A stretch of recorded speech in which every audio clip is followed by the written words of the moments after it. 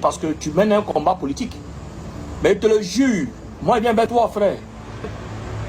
Là, on est dans une zone tampon là-bas. Je viens vers toi. Moi, mais il vient en Europe, je pense. Là, mon visa doit sortir. Ça part, je pense, d'ici une semaine. Je devais aller au Maroc. Mais il est passé chez toi au Maroc. Je ne sais pas si tu es en Suisse ou bien en Belgique ou bien en tout cas où tu es là. Avant de venir. Moi, mais il a fait un poste pour dire que j'arrive dans le pays. Il faut venir maquiller à l'aéroport, frère. Au lieu de chaque fois faire des vidéos comme si tu vas avoir une hernie. Tu te tires comme ça parce qu'aujourd'hui, toi, tu sais faire politique. Toi, tu as déjà fait politique. Toi, c'est parce que tu es cuit sur les réseaux sociaux. C'est parce que tu es fini sur les réseaux sociaux que tu as trouvé politique. C'est les frères comme Johnny et compagnie qui peuvent parler politique parce que depuis, ils sont dans un combat politique depuis des années. Ils savent peut-être c'est quoi la politique. Mais toi, tu as un manque de... Toi, tu as un manque de visibilité. Et comme tu as fait une ou deux vidéos sur la politique, qu'est-ce que toi, tu en sais de la politique, toi, frère? Là, tu ne sais rien, toi. Tu es un frustré de la nature. Parce que tu sais, quand tu es venu ici et que tu m'avais insulté une première fois, et que tu m'as appelé au téléphone pour me dire, ah, vieux père, je ne pensais pas que tu allais me répondre. Vraiment, je suis désolé, je t'aime bien. Ben, c'est pour que tu puisses venir ici. N'est-ce pas? Et vous êtes reparti, n'est-ce pas? Tu es reparti, non? Tu es reparti. Et puis tu es revenu. Et puis il s'est passé quelque chose ici. Tu sais très bien, je le sais très bien. Et puis maintenant tu as une haine viscérale. Mais je ne suis pas responsable de ce qui s'est passé, frère. Il faut aller demander à ceux qui ont fait ça. C'est eux qui sont responsables. Je ne suis pas responsable de quoi que ce soit ici. Hassan Hayek. Hassan Hayek. Il faut détendre tes nerfs.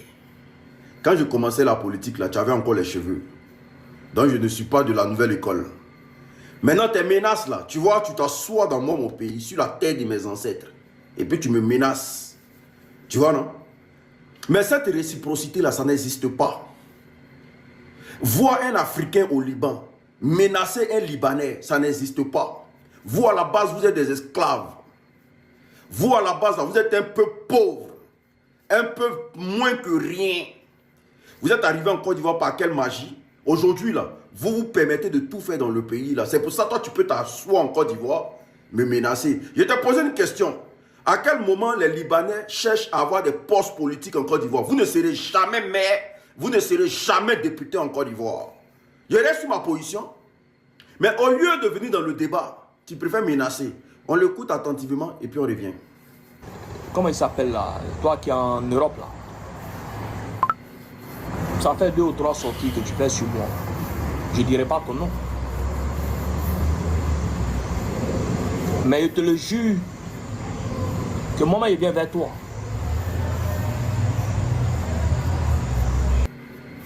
Moi, il vient. Il vient en Europe. Je vais te donner la date demain. Et je vais me renseigner dans quel pays tu es. Ce que tu peux faire, il faut me faire ça là-bas. Parce que tu n'arrives pas à venir ici pour me faire quelque chose. Parce qu'en ce moment, tu ne peux pas... Tu ne peux pas venir parce que tu mènes un combat politique. Mais je te le jure, moi je viens vers toi, frère. Là, on est dans une zone tampon là-bas. Je viens vers toi. Moi, mais il vient en Europe, je pense. Là, mon visa doit sortir. Ça part, je pense, d'ici une semaine. Je devais aller au Maroc.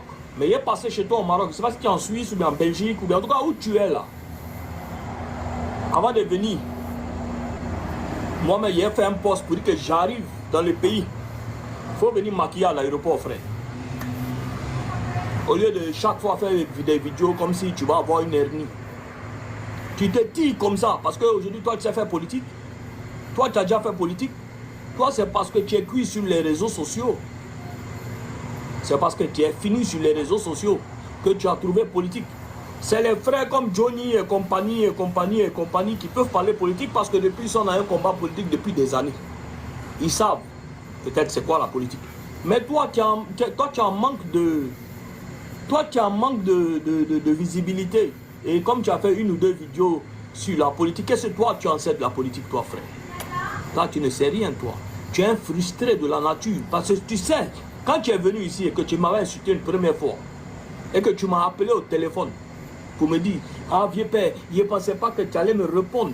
Vraiment, je suis désolé, je t'aime bien. Ben, c'est pour que tu puisses venir ici. N'est-ce pas? Et vous êtes reparti, n'est-ce pas? Tu es reparti, non? Tu es reparti. Et puis tu es revenu. Et puis il s'est passé quelque chose ici. Tu sais très bien, je le sais très bien. Et puis maintenant tu as une haine viscérale. Mais je ne suis pas responsable de ce qui s'est passé, frère. Il faut aller demander à ceux qui ont fait ça. C'est eux qui sont responsables. Je ne suis pas responsable de quoi que ce soit ici. Tu vois, moi je ne suis pas un menteur comme toi. Moi je t'ai appelé au téléphone pour te dire non, vraiment, pardon, moi l'unique. Déjà, avec ta générosité de façade là, pour apprêter les Ivoiriens pour votre plan qui est en Côte d'Ivoire actuellement, dans le but de faire un grand changement. Un grand changement en Côte d'Ivoire, dans le but de chasser les Ivoiriens, pour prendre la place des Ivoiriens, parce que vous visez des postes de responsabilité aujourd'hui. Donc ta générosité est une générosité de façade. Expliquez aux Ivoiriens pourquoi vous avez acheté le siège de président Koudou Laurent Gbagbo. Expliquez aux Ivoiriens qui est Pixi. Le jour où tu viens là, viens avec Pixi. Viens avec Pixi. Toi tu me connais mal. Tu me connais mal. Je dis, Libanais, enlevez votre gueule dans tout ce qui est politique ivoirienne. Tant qu'il n'y aura pas de réciprocité, je vois des comédiens là me parler de, non, aux États-Unis, au Canada, parlez du Liban. Vous les Libanais là, chez vous au Liban là, qu'est-ce que vous faites pour les Noirs là-bas? Qu'est-ce que vous apportez aux Noirs là-bas? Qu'est-ce que vous apportez aux Africains là-bas? Il y a des gens qui sont méchants dans tout le entier, c'est eux qui vont venir nous donner des leçons de morale dans notre pays. Tu t'assois dans mon pays et puis tu me menaces. On peut faire ça au Liban. Un comédien notoire. Viens me trouver. Viens. Et afficher ma photo pour dire je n'ai pas le droit d'être député ou maire. Famille, il faut partager la vidéo, c'est très important. Aïe. Donc, vous avez décidé de me répondre. Vous les Libanais là, vous avez décidé de me répondre. Voici, je ne sais même pas c'est qui. Donc, votre objectif, c'est d'être président de la République. Rendre la Côte d'Ivoire comme la République dominicaine.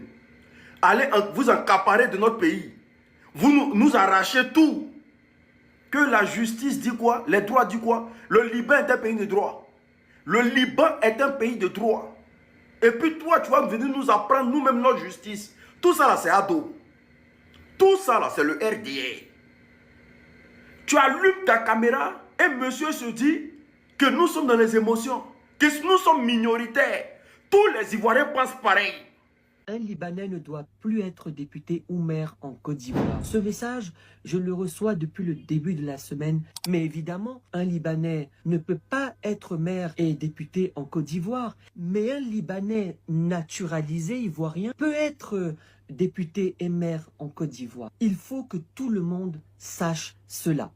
Regardez aux États-Unis. Un maire vient d'être élu à la municipalité de New York. Il est d'origine indienne, musulman, quelqu'un qui revendique même ses origines. Mais il est naturalisé américain. Chers amis, la nationalité, elle est juridique. Ce n'est pas une question de sang et de culture, mais de droit entre vous et l'État. Et dans ces droits-là, un citoyen naturalisé d'un pays peut prétendre à être député et maire.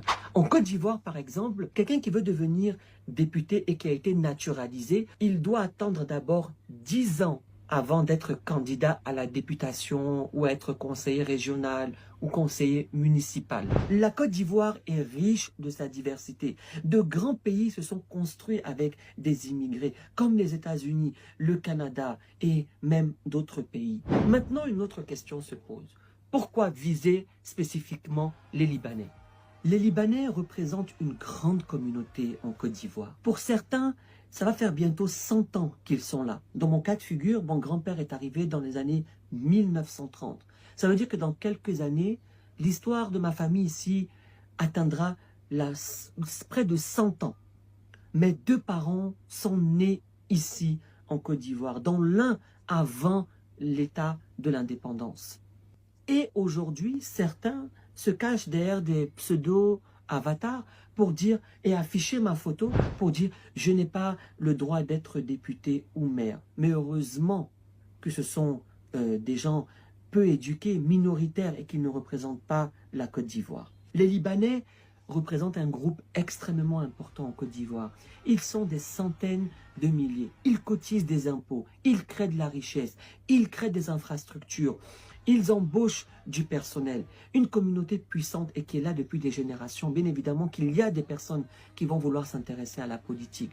Comme c'est le cas par exemple avec la communauté ivoirienne qui est en France, qui a plus de 100 000 individus. Rachel Keke, qui était députée au Parlement français. Les Ivoiriens sont également nombreux au Canada. Et parce qu'ils sont nombreux et parce qu'ils sont dans la communauté civile, et il y en a qui ont la nationalité, Kassoum Doumbia, par exemple, il est maire au Canada. S'il y aurait eu une communauté ivoirienne importante au Liban et depuis des générations, mais bien évidemment qu'il y aurait eu des Ivoiriens qui peuvent être députés. Au Liban, par exemple, il y a des étrangers naturalisés libanais qui sont députés, notamment dans la communauté arménienne, dans la communauté syrienne. Donc, les étrangers qui sont là depuis des générations, qui ont acquis la nationalité ivoirienne, ils sont soumis aux mêmes devoirs que des Ivoiriens d'ascendance, comme vous voulez les appeler. Ça veut dire qu'on va prélever leurs impôts. Ça veut dire qu'ils sont soumis aux mêmes conditions de la loi. Alors, ils ont également les mêmes droits. Ce sont des citoyens ivoiriens. Ils ont la même carte d'identité. Ils peuvent voter.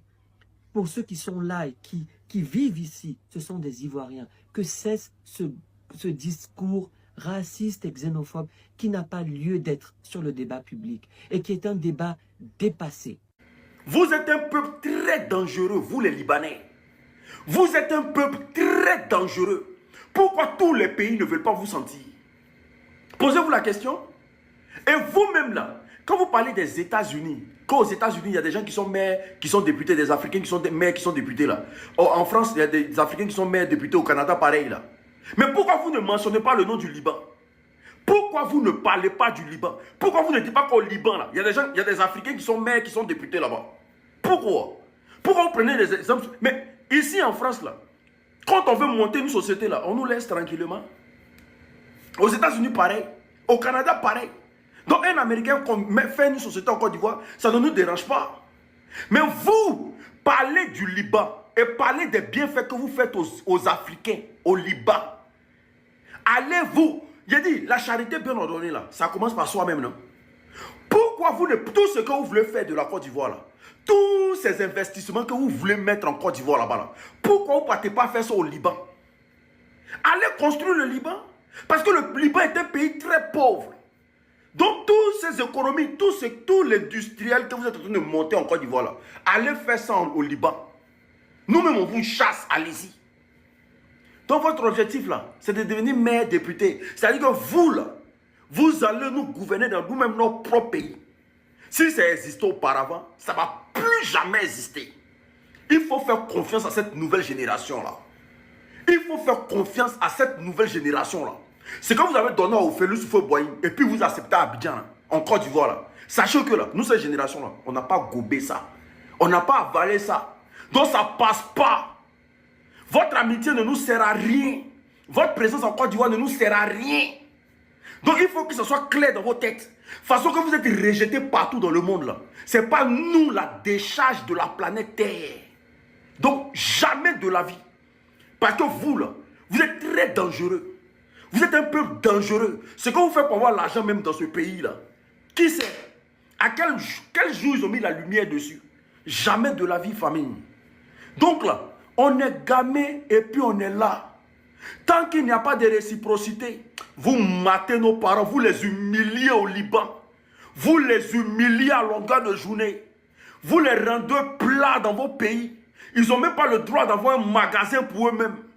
Et puis c'est vous qui allez venir nous dire que vous là, vous participez à l'économie de notre pays. Ne participez plus.